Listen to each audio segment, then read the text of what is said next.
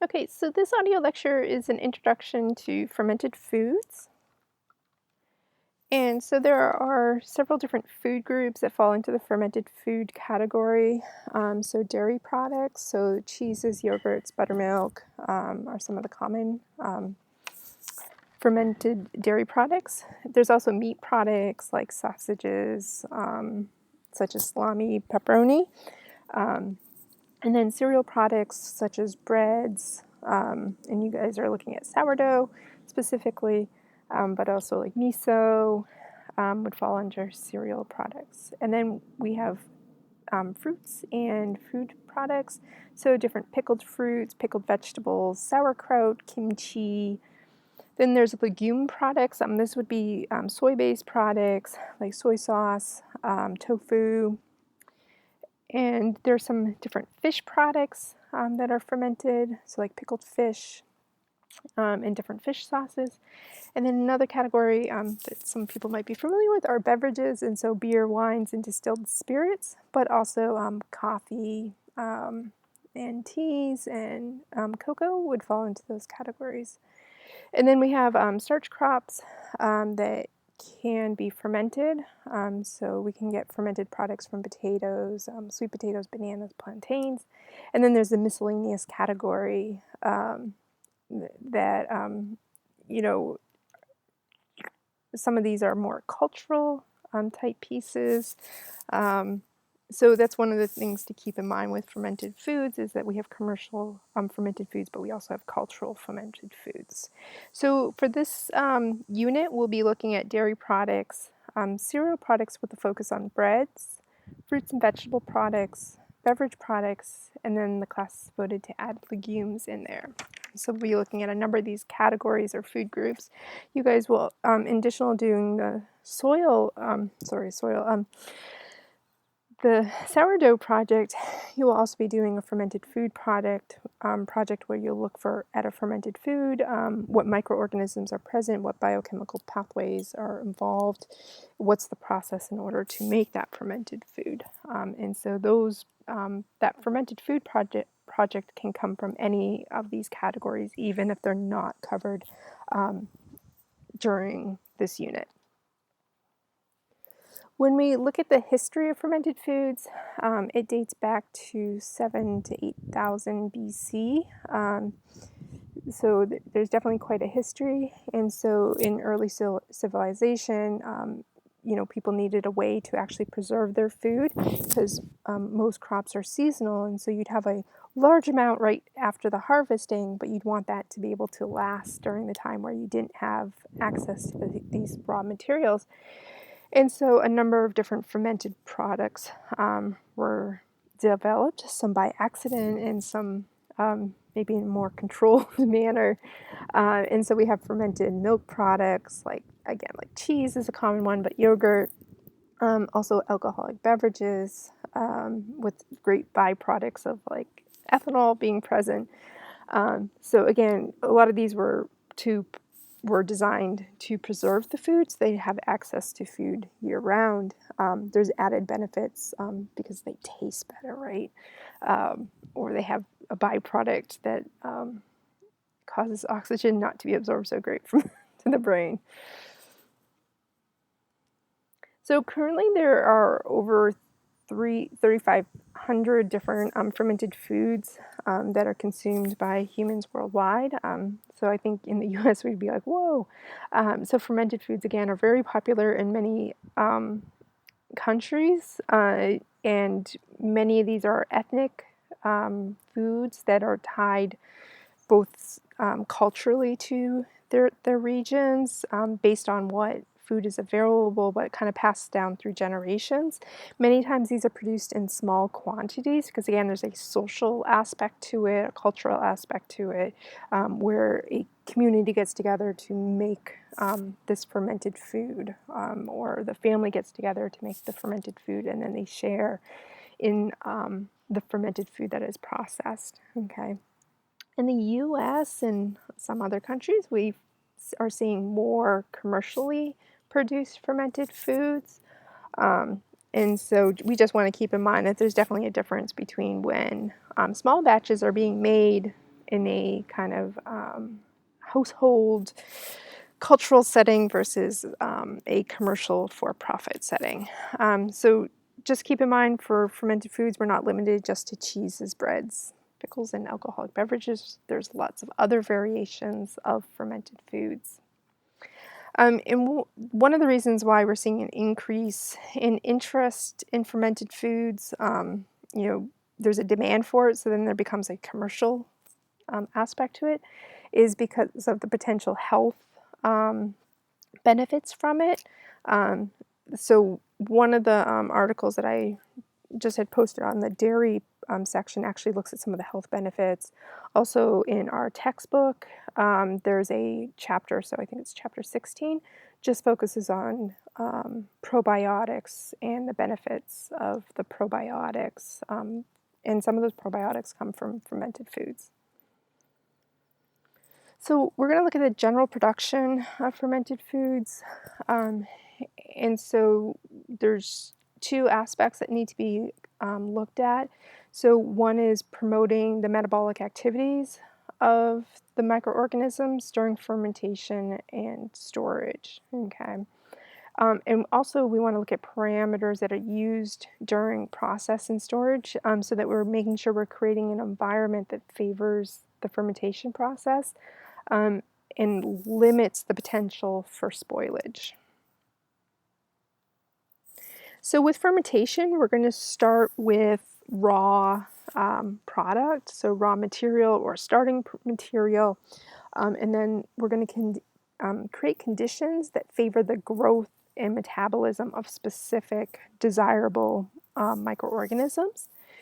In the same time, we're also going to create conditions that are unfavorable to undesirable microorganisms. Okay, so what we want is these desirable microorganisms to grow so that they utilize the nutrients available to them in the starting material, and then they're also going to produce some of the end products that make the food taste better or have a higher nutritional value to it. So looking at the raw or starting material, there's a number of different plants and animal sources that can be utilized as raw material to produce fermented foods. So when we're looking, this could be anything from milk or meats, eggs, vegetables, cereal grains, all those products, those types of categories of fermented foods, right? And we want to keep in mind we're not limited to one type of meat, vegetable, or milk.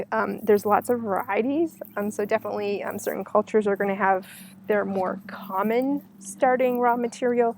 But if we want a different flavor profile, if we start with different starting material, that's going to give us a different end product.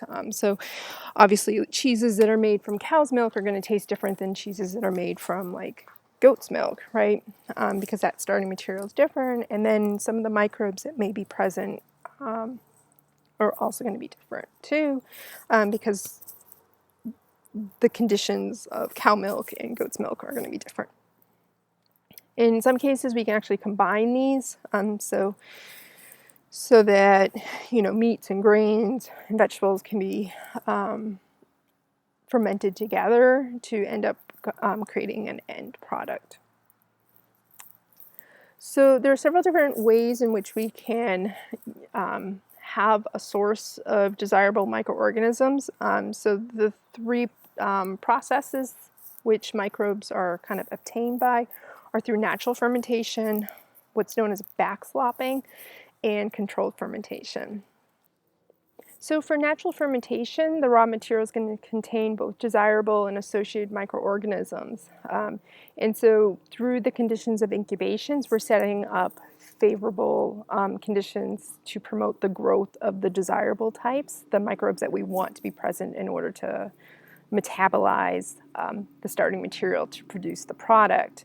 The product's going to then be produced because of that desirable microorganisms, but we're also going to have metabolism with the associated. And so this adds an added complexity to the flavors that you get from a natural fermentation. And a product that undergoes natural fermentation can be very, very depending upon the region in which the raw materials came from. So like a kimchi would be a good example of like a raw material. So usually those aren't inoculated with organisms. Same thing with like a sauerkraut. Again, not commercial. We're not talking commercial. We're talking about like you want to go buy some cabbage and you want to make kimchi, or you want to make a sauerkraut. It's the microorganisms that are already on the cabbage. And also maybe you deposit from your hands that actually cause the fermentation process to occur. Okay, so again, you get this added complexity because depending upon where the cabbage was grown, there's going to be different organisms on it versus if it was grown in a different region. Okay, so the difficulty with this is that what makes it so complex and varied because of the different regions can also make it hard to duplicate that. And so if you're looking for consistent characteristics over a long period of time, then that can become very difficult because, again, if you are starting your own business where you're going to sell kimchi and you go into the grocery store and this week the cabbage is from a certain farmer, it may end up tasting different when you go back in 3-4 weeks to get more cabbage, and that's from a farmer from a different region, right?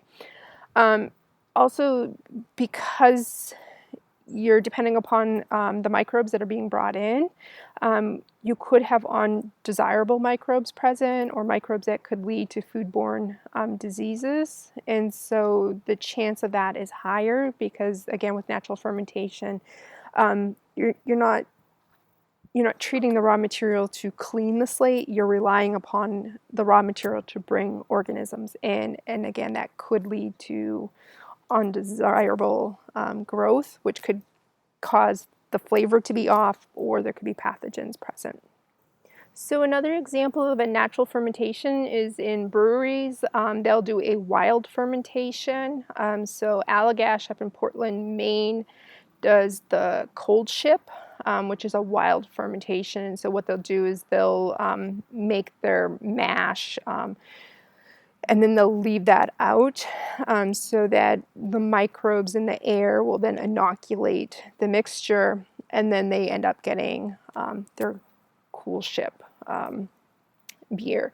And so each year there's going to be a slightly different flavor profile because the microorganisms in the air could be slightly different. Okay, so they're similar. These wild fermentations are similar to a sour beer, but we'll talk about a sour beer in just a moment when we talk about backslopping.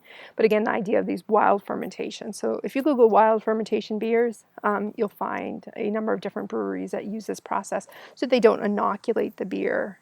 They're just allowing whatever organisms that are present to give the flavor.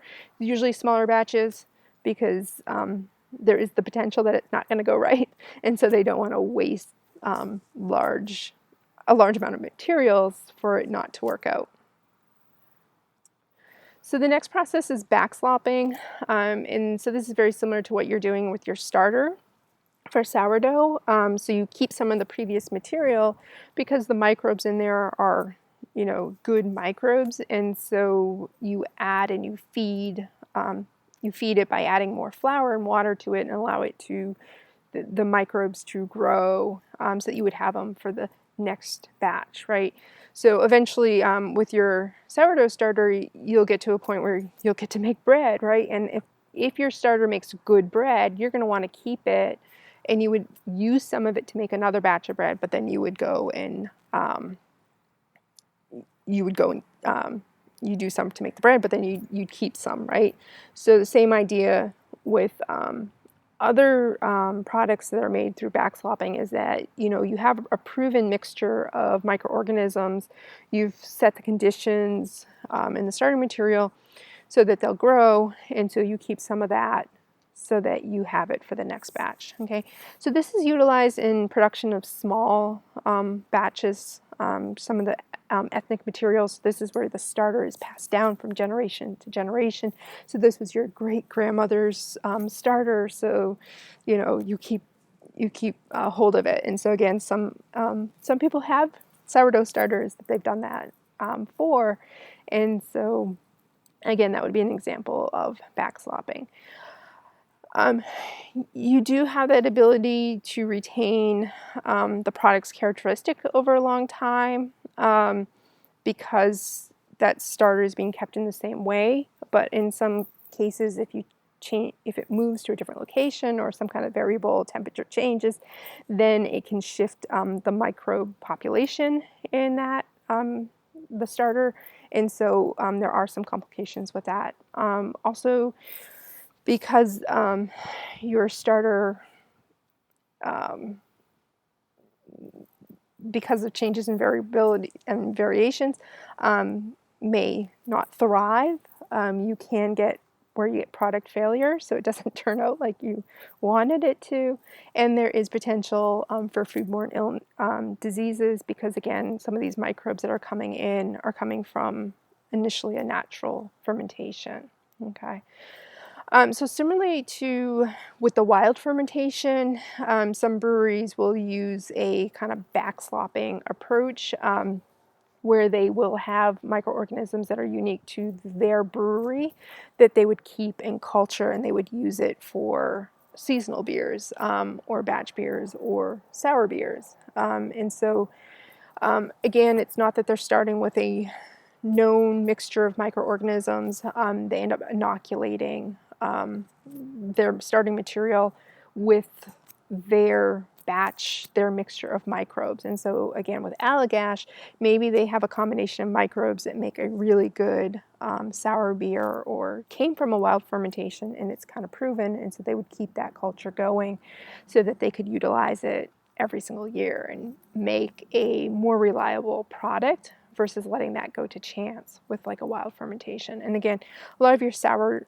beers are going to be made through a backslopping process. And then lastly, we have controlled fermentation. With a controlled fermentation, we have our starting material. In many cases, this material is actually treated to kill off any microorganisms it may end up bringing in. So it goes through heat treatment, like pasteurization, and then it gets inoculated with a pure culture that has a single strain. In some cases, this might be a mixed culture. But the idea is that we know what microorganisms are going in. So this is a very controlled process.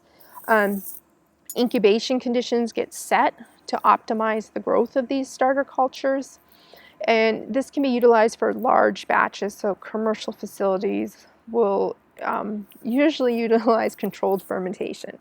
So if you're thinking about breweries, this is like your Coors brewery.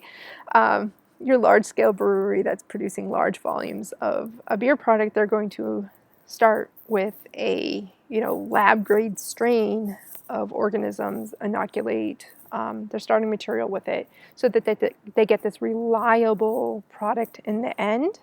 So there's less chance of the product failing or having foodborne illness. Now, the downside is the flavor profiles aren't as developed as with a natural or a back slop approach, because it's usually just a single strain or a set mixture of microorganisms. And so, I think anyone who truly enjoys drinking a good beer would argue that using a controlled fermentation does not develop the different flavor profiles that you would get if you're using a natural fermentation or a backslop approach for the fermentation. And so we'll definitely talk about these processes, the different processes throughout this unit when we talk about the different types of products of fermentation, fermented foods, right? So thank you.